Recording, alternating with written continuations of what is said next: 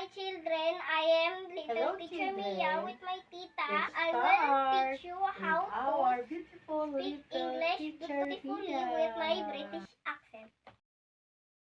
At words.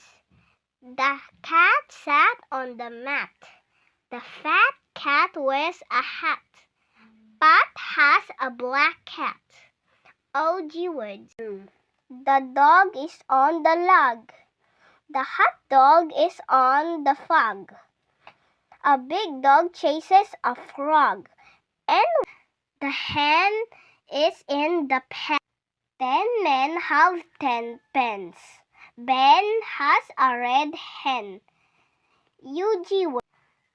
The bug is on the rug. The little bug likes the mug. A pug hugs the big rug. Upwards. The hop on the top. Pop drops the mop. Stop and hop to the shop. Outwards.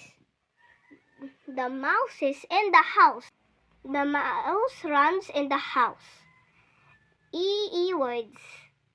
The bee sees the tree. 3 bees fly to the tree. Ox words. Fox sits on the box. A red fox jumps on the box. Fish word. The fish swims in the dish. The fish likes the shiny dish. Awkwards. The rock is near the sock. A clock sits on the rock.